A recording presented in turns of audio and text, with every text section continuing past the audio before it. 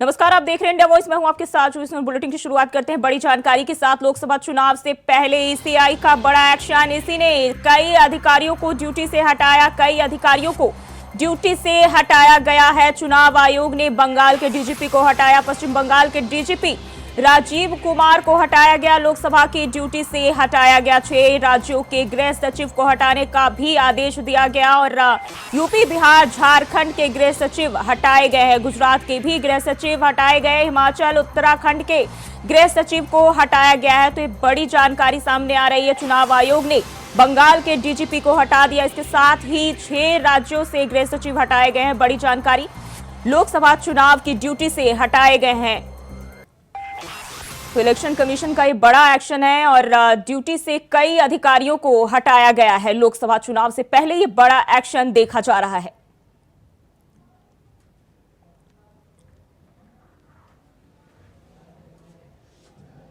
तो इसी ने कई अधिकारियों को ड्यूटी से हटाया है और चुनाव आयोग ने बंगाल के डीजीपी को भी पद से हटाया है। पश्चिम बंगाल के डीजीपी राजीव कुमार को हटाया गया है। लोकसभा की ड्यूटी से अधिकारियों को हटाया गया है। बता दें, 6 राज्यों के गृह सचिव को भी हटाने का आदेश दिया गया था।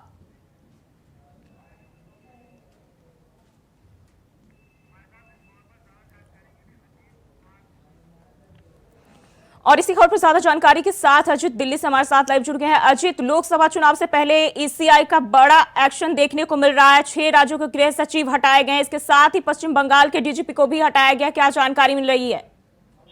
और देखिए जो बिल्कुल बात चाहूँ यहाँ पर, जैसे लोकसभा चुनाव के तारीखों की घोषणा हुई है और उसके बाद से ही अब एक इलेक्शन कमीशन ऑफ इंडिया की तरफ से बड़ा जो फेरबदल है वो किया गया है, जिसमें 6 राज्यों के गृह सचिव को हटा दिया गया है। उनको उनके जिम्मेदारी से हटाया गया है और इसमें उत्तर प्रदेश, उत्तराखंड, बिहार, गुजरात ऐसे वो राज्य हैं जहाँ के गृह सचिव को उनकी जिम्मेदारी से हटा दिया गया है। इसके अलावा अगर मैं बात करूं तो पश्चिम बंगाल के डीजी को भी हटा दिया गया है। तो निश्चित तौर पर कहा जा सकता है कि लोकसभा चुनाव की घोषणा होते ही अब एक इलेक्शन कमीशन की तरफ से बड़ी जो फैसला है, बड़ा फैसला लिया गया है और गृह सचिव और डीजी को हटाने का फैसला लिया है। जी जी राजीव, इस तरह के जो अचानक से 6 राज्यों में जो हटाने के अधिकारियों को हटाने के आदेश दिए गए हैं, अब इससे क्या उथल पुथल मची है इन राज्यों में? क्योंकि बात करें अगर बंगाल की, तो बंगाल के डीजीपी को हटाने जब भी पहले हटाया गया, विधानसभा चुनाव की बात कर ले, लोकसभा चुनाव की बात कर ले, उस दौरान जो है ममता बनर्जी ने इसके खिलाफ हंगामा किया था। तो क्या अब भी इस तरह की सियासत देखने को मिलेगी? देखिए बिल्कुल जी, बताना चाहूंगा, निश्चित तौर पर सियासत देखना लाजमी है। हालांकि इस तरह के जो फेरबदल है वो आमतौर पर इलेक्शन के समय में जरूर देखने को मिलते हैं, क्योंकि इलेक्शन कमीशन की तरफ से हर बार यही प्राथमिकता रहती है कि जब चुनाव हो तो उसे निष्पक्ष रूप से चुनाव कराया जाए और यही आधार बना करके इस तरह के जो तबादले हैं या फिर जिम्मेदारी से हटाने की बात हो, तो ऐसे मौके पर खासतौर पर कई बार देखने को मिलते हैं और इस बार भी तर्क वही दिया गया। हालांकि इसको लेकर के प्रतिक्रिया जरूर सामने से आती है, लेकिन निश्चित तौर पर कहा जा सकता है कि एक निष्पक्ष चुनावी माहौल को बनाने के मकसद से इस तरह का जो कदम है वो उठाया जाता है और यहाँ भी यही तर्क दिया जा रहा है। जी अजित, बात करें इन अधिकारियों की, तो बताया जा रहा है कि किसी तरह की त्रुटि मिलने पर, यानी किसी तरह की खामियां मिलती है तभी हटाए जाते हैं। क्योंकि चुनाव आयोग की बात कर ले तो शुरू से ही हिदायत देते रहे हैं इनको कि 18 मार्च तक जो है शाम तक वो हटा दें, अन्यथा जो है उन पर एक्शन लिया जाएगा। और अब चुनाव आयोग ने एक्शन भी लिया है। क्या ये भी बताया जा रहा है कि इसमें जो है दोहरे जिम्मेदारी जो है अधिकारियों के ऊपर थी? तो क्या इसके पीछे की सच्चाई? देखिए बिल्कुल, अब हालांकि वास्तविकता क्या है और कुछ कारणों से हटाएगा भी ये सामने नहीं आ पाया, लेकिन निश्चित तौर पर कहा जा सकता है कि जो जिम्मेदारी है, विशेष तौर पर चुनाव को लेकर के जो बड़ी जिम्मेदारी होती है, क्योंकि लोकसभा का चुनाव है, एक देश के प्रधानमंत्री को चुनने का चुनाव है, तो कहीं ना कहीं इसको निष्पक्षता से कराने की जिम्मेदारी जो है इलेक्शन कमीशन के ऊपर एक बहुत बड़ी जिम्मेदारी बन जाती है। और ऐसे में 6 राज्यों के गृह सचिव को हटाना कहीं ना कहीं एक उथल पुथल जरूर है, लेकिन निश्चित तौर पर कहा जा सकता है कि जिस तरीके से चुनावी माहौल को निष्पक्ष रूप से लोगों के बीच में एक संदेश देने का प्रयास हर बार किया जाता है और उसी तर्क को देखते हुए कि आखिरकार निष्पक्ष चुनाव कराया जाए। अब वास्तविक कारण क्या, हालांकि अभी ये सामने नहीं आया और कहा जा सकता है कि शाम तक या आने वाले समय तक कुछ भी समय में वास्तविक कारण जो है वो भी पता चल जाएगा कि आखिरकार किन कारणों से हटाया जाए। जी जी। जी, अक्सर कहा जाता है कि चुनाव आयोग जो है चुनाव को लेकर कोई सख्ती नहीं बरतते हैं और इसके चलते जो है चुनाव के दौरान कई तरह की खामियां भी देखने को मिलती है, लेकिन अब चुनाव आयोग का ये बड़ा एक्शन क्या कहता है? देखिए बिल्कुल जी, निश्चित तौर पर जब चुनाव आयोग द्वारा मुख्य चुनाव आयुक्त राजीव कुमार जब प्रेस कॉन्फ्रेंस कर रहे थे और चुनाव के तारीखों की घोषणा कर रहे थे, तो उस समय भी उन्होंने अपने संबोधन में साफ कर दिया था कि जरा सी भी जो कोताही है वो नहीं बरती जाएगी, चाहे वो राजनीतिक पार्टी हो या कोई भी हो, कोताही जो है नहीं बरती जाएगी। और सख्त हिदायत देते हुए कई शाराना अंदाज में तमाम राजनीतिक पार्टियों को भी चेतावनी देने का काम किया था। और उसी कड़ी में कहा जा सकता है कि अब ये जो गृह सचिव को हटाने का जो उनकी जिम्मेदारी से हटाने का जो काम किया है, साफ तौर पर कहा जा सकता है कि उसी कड़ी में ये फैसला जो भारतीय निर्वाचन आयोग द्वारा जो लिया गया है, उसी कड़ी का ये फैसला कहा जा सकता है। जी जी जी अजित, बहुत बहुत शुक्रिया आपका तमाम जानकारी के लिए। तो लोकसभा चुनाव की ड्यूटी से कई अधिकारियों को हटाया गया और इलेक्शन कमीशन का ये बड़ा एक्शन जो है देखा जा रहा है, जब 6 राज्यों के गृह सचिव को हटाने के आदेश दिए गए। और मुजफ्फरनगर से एक दिल दहला देने वाली खबर सामने आई है, जहां एक पुलिसकर्मी ने एक टीचर की हत्या कर दी। दरअसल देर रात वाराणसी से यूपी बोर्ड हाई स्कूल परीक्षा की कॉपी लेकर टीम मुजफ्फरनगर पहुंची। वहीं टीम में शामिल एक पुलिस कांस्टेबल ने किसी मामूली बात को लेकर एक टीचर को गोलियों से भून डाला, जिसे आनन फानन में इलाज के लिए जिला अस्पताल में भर्ती कराया गया, लेकिन वहां पर डॉक्टरों ने टीचर को मृत घोषित कर दिया। बताया जा रहा है कि मौके पर पहुंची पुलिस ने टीचर के शव को पोस्टमार्टम के लिए भेज दिया और टीम में शामिल सभी लोगों को पूछताछ के लिए हिरासत में लिया और उच्च अधिकारियों ने घटनास्थल का निरीक्षण कर आगे की कार्रवाई शुरू कर दी है।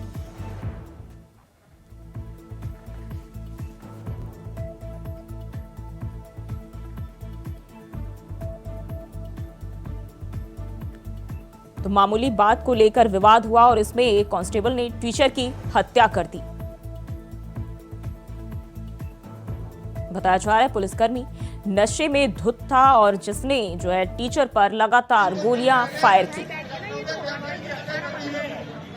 थाना सिविल लाइन को सूचना प्राप्त हुई कि एसडी इंटर कॉलेज के सामने एक धर्मेंद्र नामक युवक को गोली लगी है। इस सूचना पर थाना पुलिस द्वारा तुरंत मौके पर पहुंचा गया और इसमें जब जानकारी की गई तो ये प्रकाश में आया कि जनपद वाराणसी से यूपी बोर्ड की हाई स्कूल की जो कॉपीज होती है वो जमा कराने के लिए एक टीम जनपद वाराणसी से दिनांक 14 मार्च को चली थी।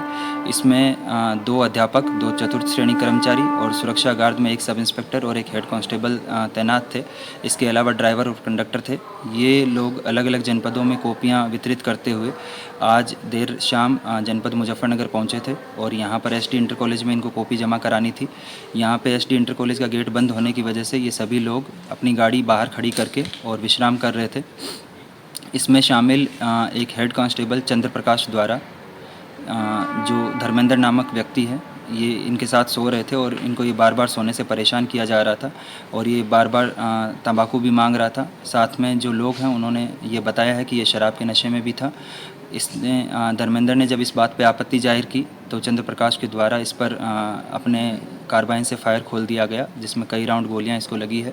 इस जो मजरूब है इसको तुरंत जिला अस्पताल पहुंचाया गया, जहां पे डॉक्टरों की टीम ने इसको मृत घोषित कर दिया, जिसके शव को मोर्चरी में रखवाया गया है।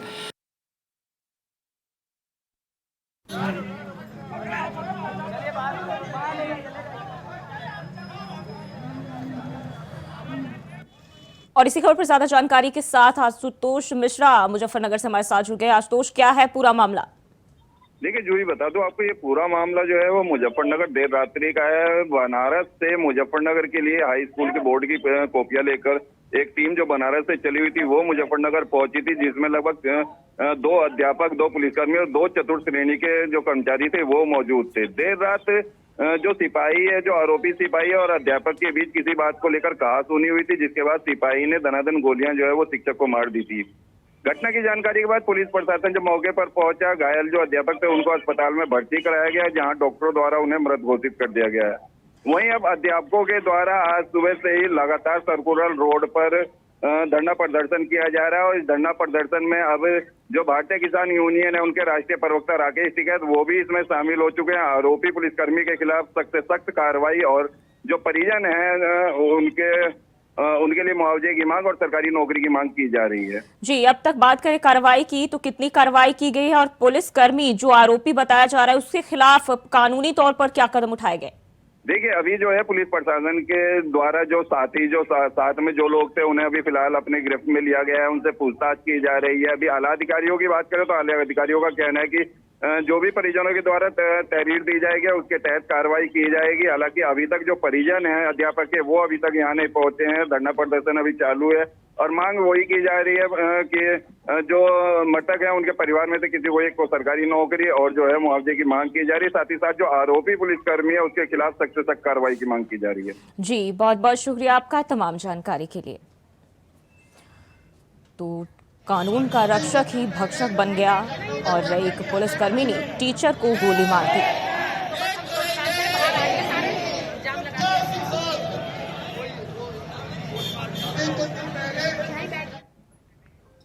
और बढ़ते हैं आगे। मुंबई के शिवाजी मैदान में रविवार शाम इंडिया गठबंधन की बैठक हुई जिसमें राहुल गांधी ने शक्ति को लेकर एक बयान दिया जिस पर सियासत गर्मा गई है। राहुल गांधी के बयान को लेकर अब बीजेपी के साथ साथ उनकी पार्टी के नेता भी उन पर हमला बोल रहे हैं।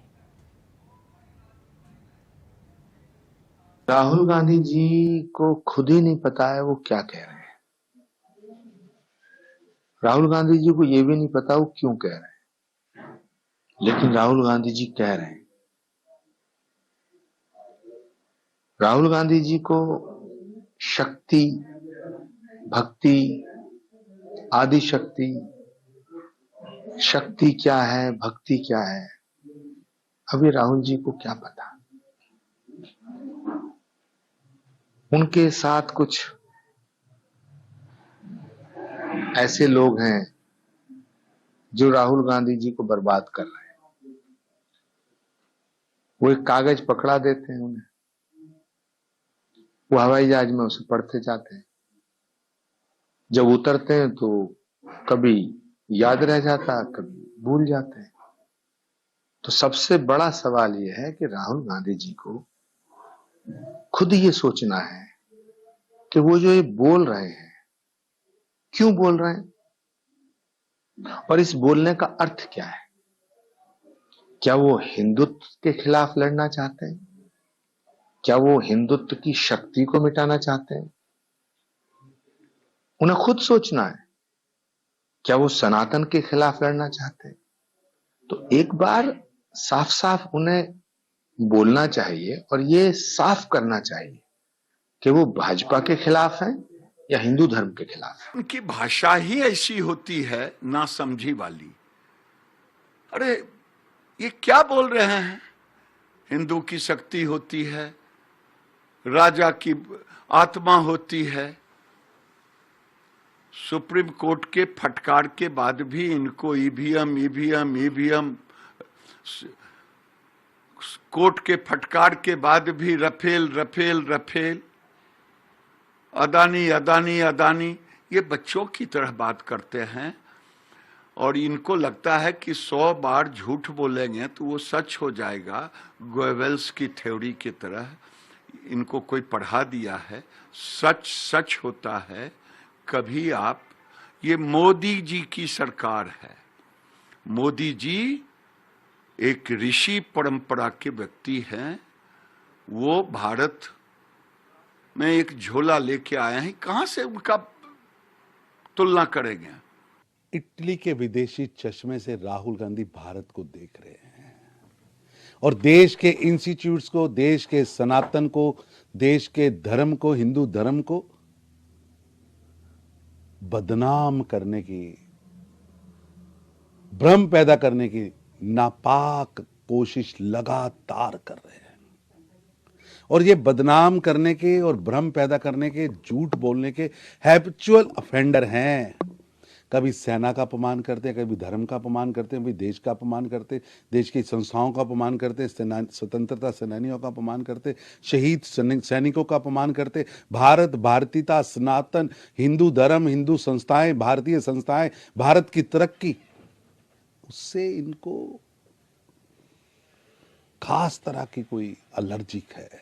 राहुल गांधी जी फिरोज खान के पोते हैं और मुगलों का हमेशा भारतीय संस्कृति पे कुटारघात रहा है। वो इनके खून के अंदर है, इनको ये मालूम नहीं है भारतीय संस्कृति, भारतीय शक्ति। और पूर्वजों के, तुम्हारे पूर्वजों ने बड़े प्रयास कर लिए इसको दबाने के लिए। अनंत काल से चली आ रही है, अनंत काल तक ये चलने वाली है। इसलिए आप कोई भी रूप ले लो, संसाधनों में पहला हक माइनॉरिटी का है। उस प्रकार का व्यवहार करने वाले, आज हिंदू को गाली बकने वाले लगातार वो प्रयास कर रहे हैं। लेकिन ये शक्ति, जितने भी आप इसको विरोध करोगे, शक्ति पुनः बढ़ेगी। और जहां तक ईवीएम की बात है, आप निर्धारित करें कि हिमाचल का चुनाव कैसे हुआ, आप निर्धारित करें इस बात का कि कर्नाटक का चुनाव, तेलंगाना का चुनाव कैसे जीते आप, क्या उसमें भी आपकी साठगांठ थी अगर ईवीएम गलत है। आप देश की संवैधानिक संस्थाओं पे प्रश्न चिन्ह लगाकर, देश की आत्मा, संस्कृति, हिंदू धर्म पे चिन्ह लगाकर कहीं ना कहीं ये राष्ट्रीय विरोधी भावनाओं भड़काने का काम कर रहे हैं। और सबको मालूम है, देशवासियों को, कि आप किसके कहने पे किस प्रकार से चलते हैं। हिंदू धर्म ऐसी शक्ति है, पूरे विश्व को साथ लेने वाली शक्ति है। और ऐसे शक्ति को, हिंदू शक्ति को